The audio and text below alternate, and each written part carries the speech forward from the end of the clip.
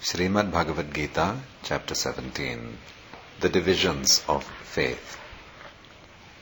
Arjuna inquired, O Krishna, what is the situation of those who do not follow the principles of Scripture, but worship according to their own imagination? Are they in goodness, in passion, or in ignorance? The Supreme Personality of Godhead said, according to the modes of nature acquired by the embodied soul, one's faith can be of three kinds, in goodness, in passion, or in ignorance. Now hear about this.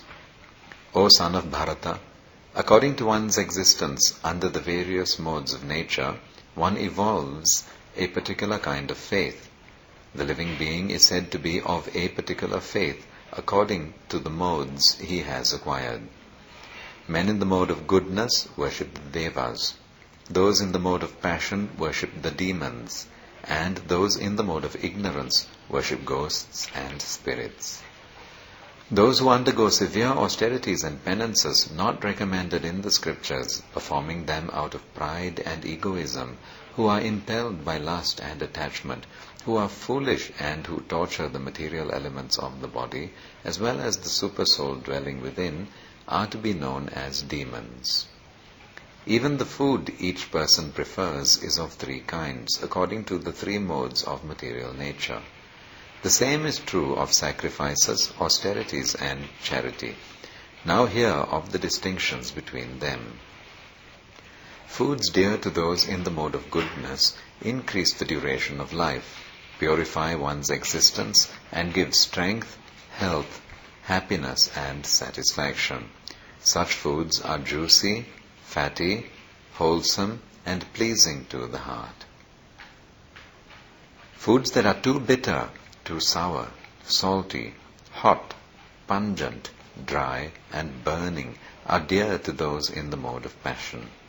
Such foods cause distress, misery, and disease. Food prepared more than 3 hours before being eaten, food that is tasteless, decomposed, and putrid, and food consisting of remnants and untouchable things is dear to those in the mode of darkness. Of sacrifices, the sacrifice performed according to the directions of Scripture as a matter of duty by those who desire no reward is of the nature of goodness. But the sacrifice performed for some material benefit or for the sake of pride, O chief of the Bharatas, you should know to be in the mode of passion. Any sacrifice performed without regard for the directions of Scripture, without distribution of prasadam, spiritual food, without chanting of Vedic hymns and remunerations to the priests, and without faith, is considered to be in the mode of ignorance. Austerity of the body consists in worship of the Supreme Lord, the Brahmanas, the spiritual master, and superiors like the father and mother, and in cleanliness, simplicity, celibacy, and non-violence. Austerity of speech consists in speaking words that are truthful, pleasing, beneficial, and not agitating to others, and also in regularly reciting Vedic scriptures. And satisfaction, simplicity, gravity, self-control, and purification of one's existence are the austerities of the mind. This threefold austerity, performed with transcendental faith by men not expecting material benefits, but engaged only for the sake of the Supreme, is called austerity in goodness. Penance performed out of pride and for the sake of gaining respect, honor, and worship is said to be in the mode of passion. It is neither stable nor permanent. Penance performed out of foolishness with self-torture or to destroy or injure others is said to be in the mode of ignorance. Charity given out of duty without expectation of return at the proper time and place to a worthy person is considered to be in the mode of goodness.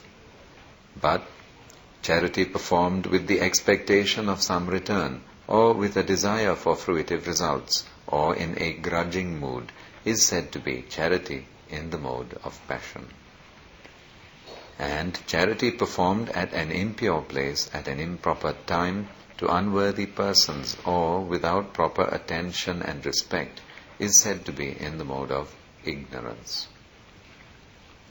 From the beginning of creation, the three words Om, Tat, Sat were used to indicate the Supreme Absolute Truth.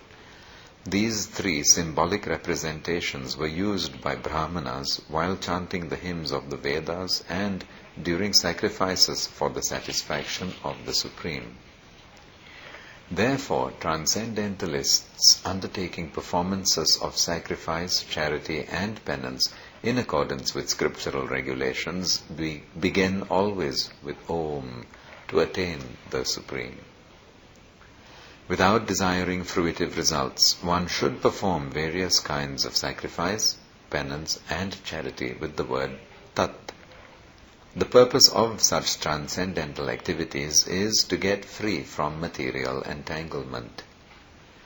The Absolute Truth is the objective of devotional service, and it is indicated by the word Sat.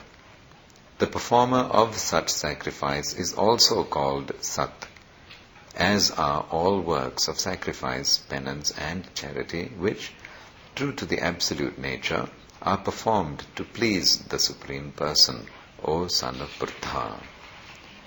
Anything done as sacrifice, charity or penance without faith in the Supreme, O son of Pritha, is impermanent. It is called asat and is useless both in this life and the next.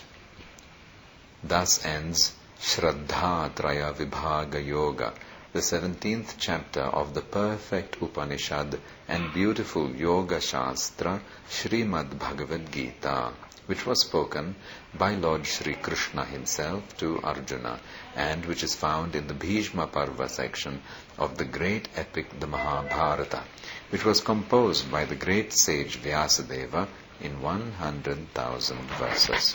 Jai Srimad Bhagavad Gita ki